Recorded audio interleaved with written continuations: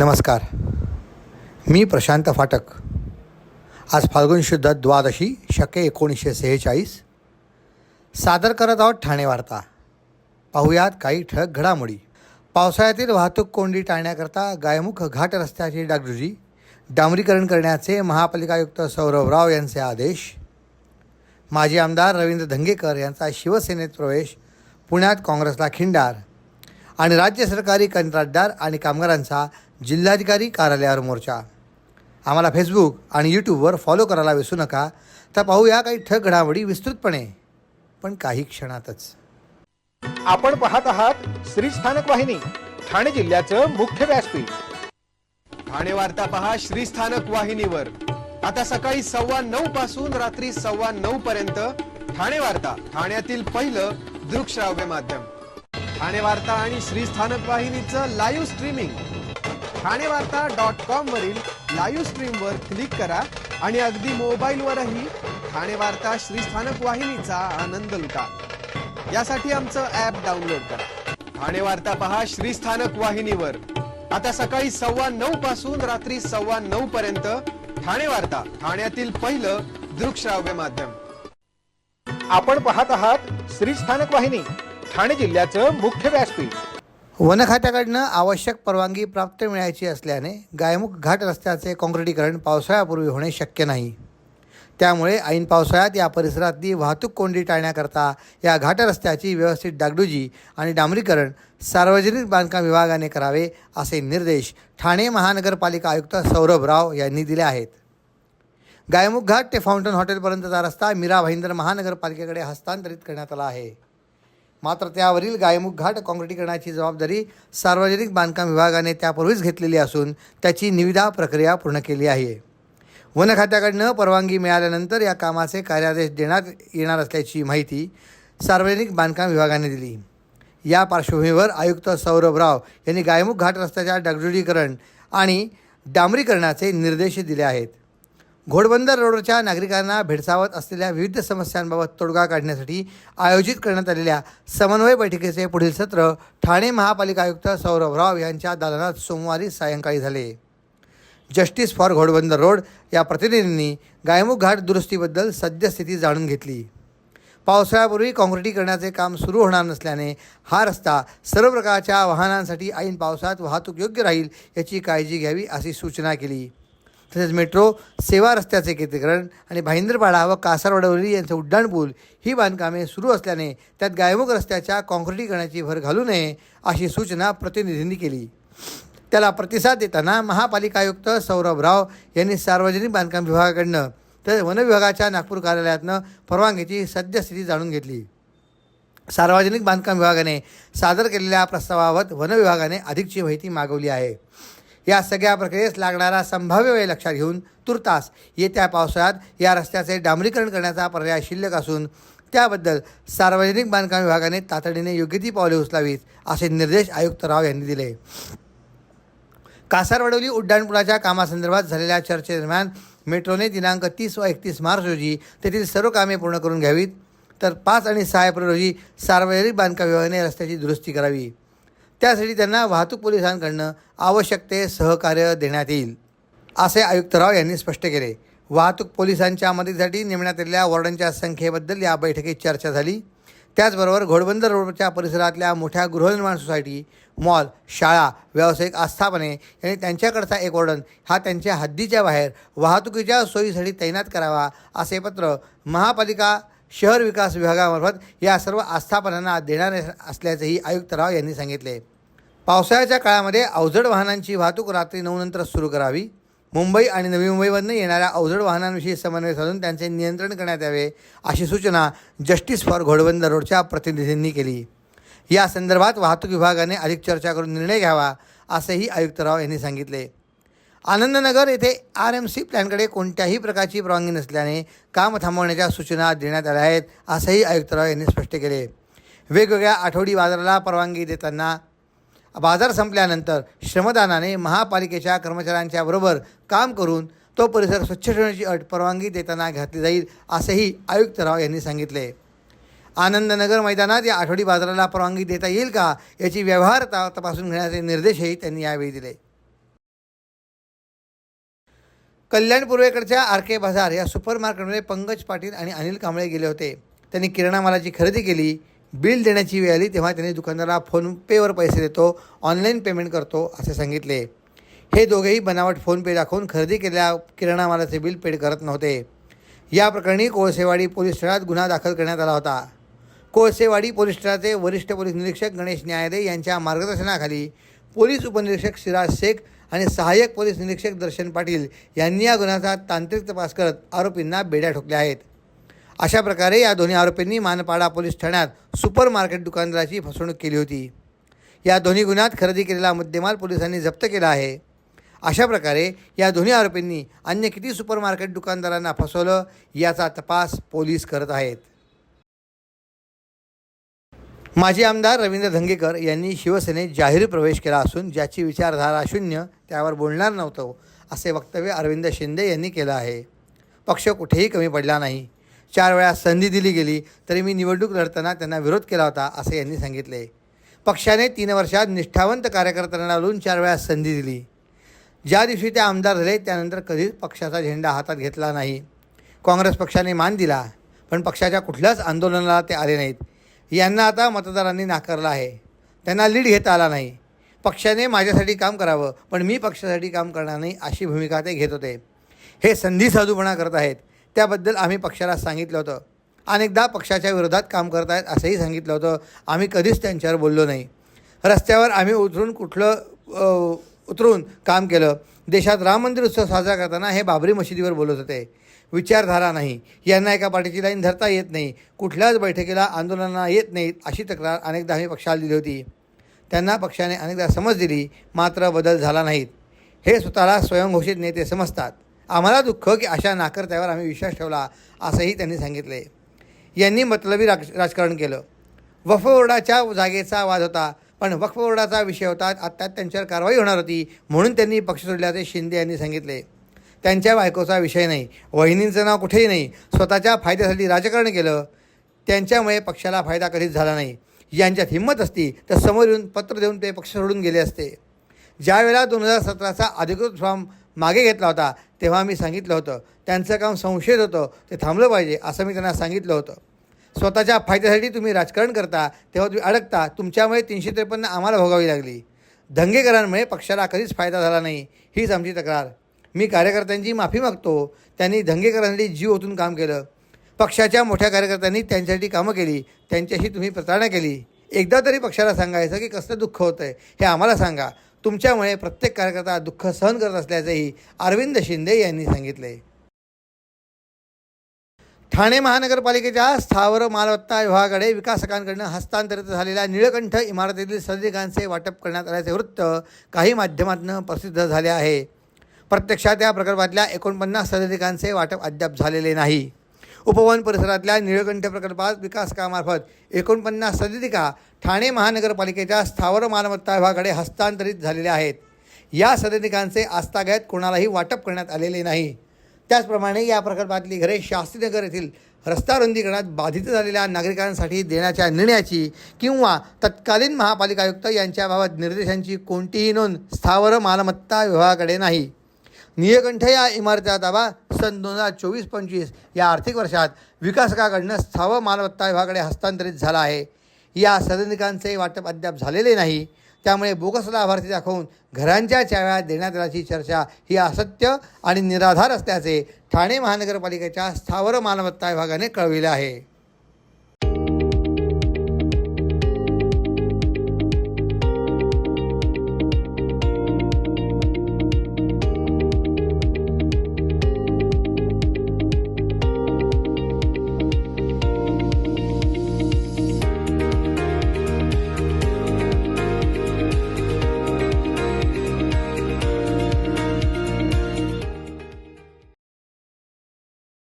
हिंदू हृदय सम्राट बाळासाहेब ठाकरेंच्या नकली आवाजातला व्हिडिओ करण्यापेक्षा त्यांचे विचार जपले असते तर कोणी कुठे गेले नसते अशी घणाघाती टीका शिवसेनेचे मुख्य नेते आणि राज्याचे उपमुख्यमंत्री एकनाथ शिंदे यांनी उभाठावर केली. काँग्रेसले पुण्यातले माजी आमदार रवींद्र धंगेकर यांनी कार्यकर्त्यांसह शिंदे यांच्या उपस्थितीत शिवसेनेत प्रवेश केला.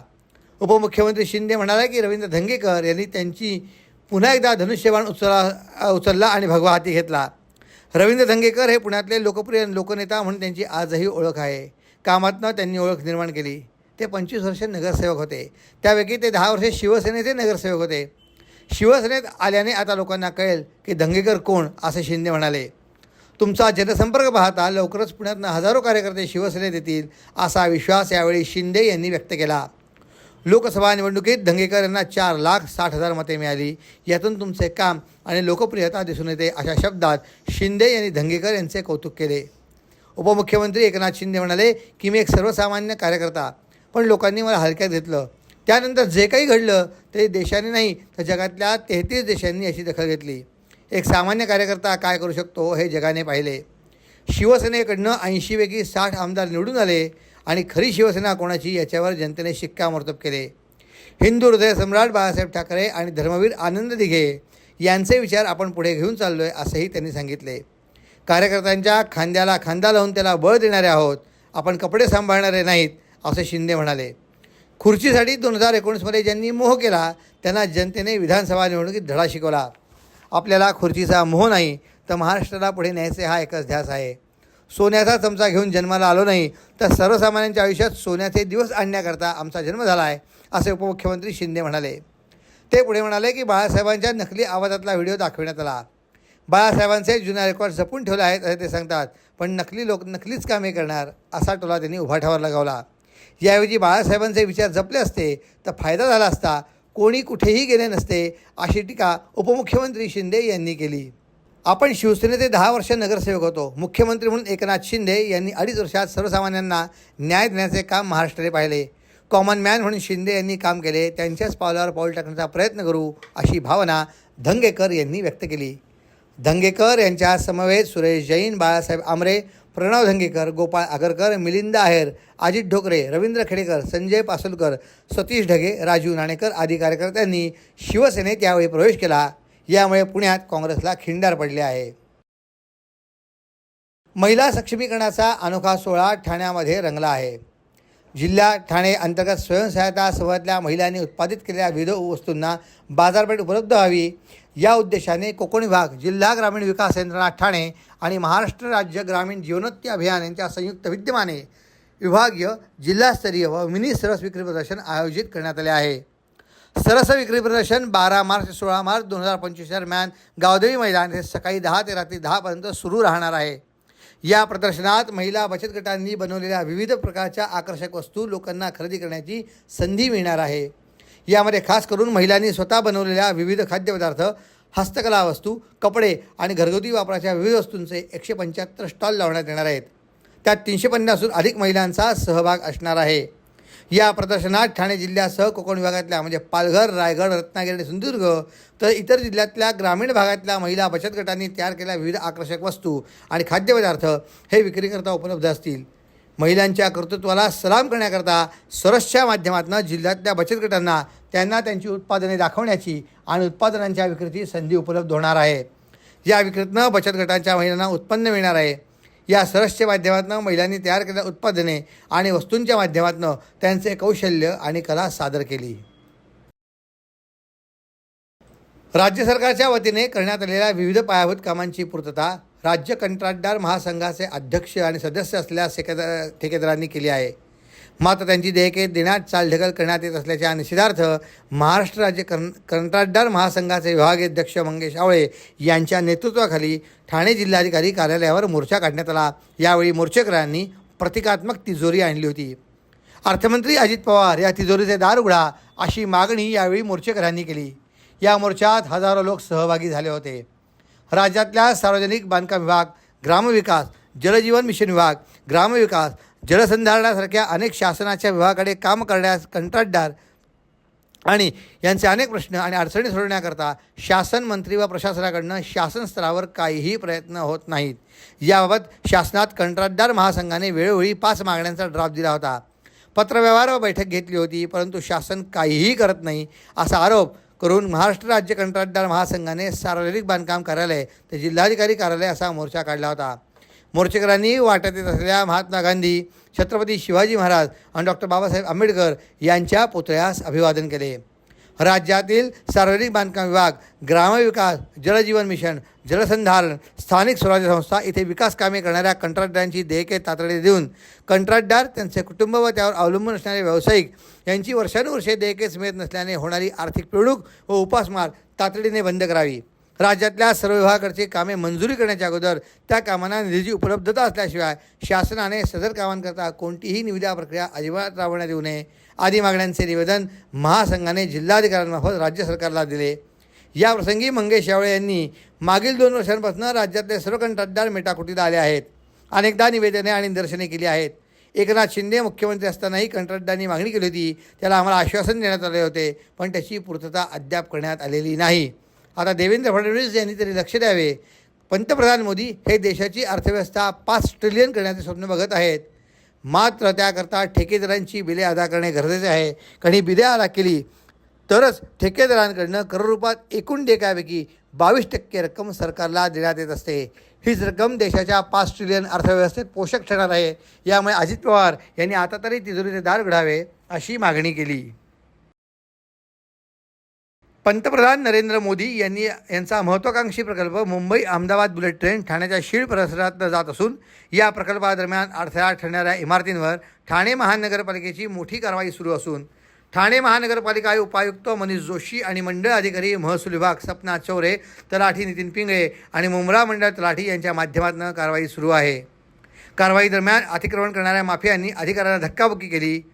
या दरम्यान 2 महिला पोलिसांना इजा झाली असून कारवाई दरम्यान अडथळा निर्माण करणाऱ्या महिलांना शीळ पोलिसांनी ताब्यात घेतले असून गुन्हा दाखल करण्याची प्रक्रिया सुरू आहे.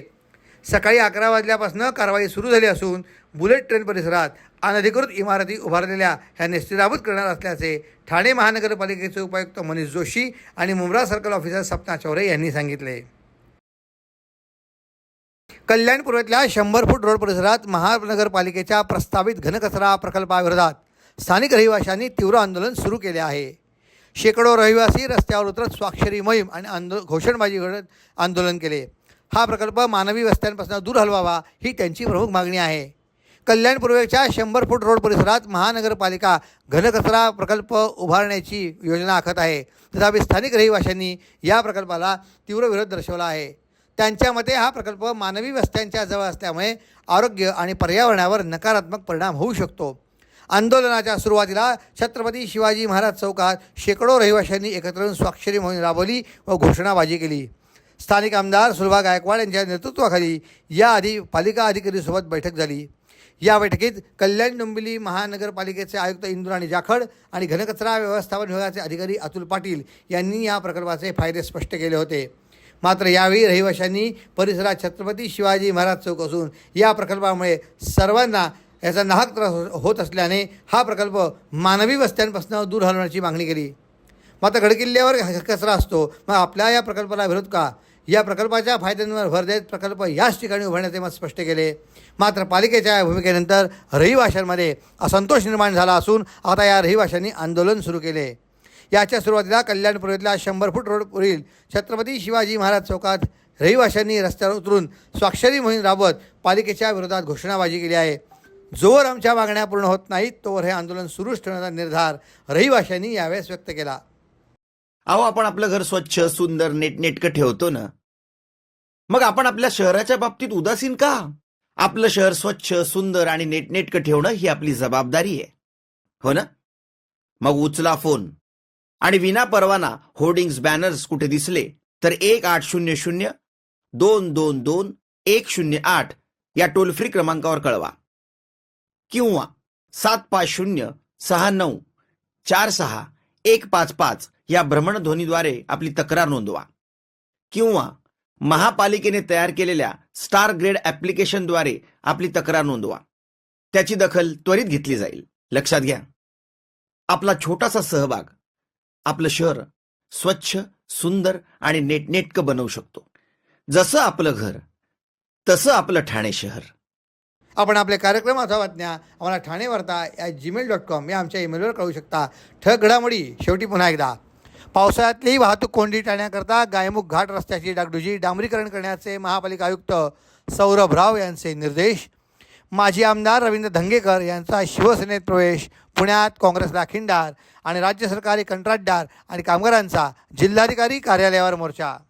या होत्या ठाणे वार्ता. आपली एखादी बातमी बघायची राहून गेली असेल तर आपण ठाणेवार्ता.in या आमच्या संकेतस्थळाला किंवा आमच्या फेसबुक पेज तसंच यूट्यूब चॅनलला अवश्य भेट द्या. तर पुन्हा भेटू पुढील बातमीपत्रात फक्त श्रीस्थानक वाहिनीवर. धन्यवाद.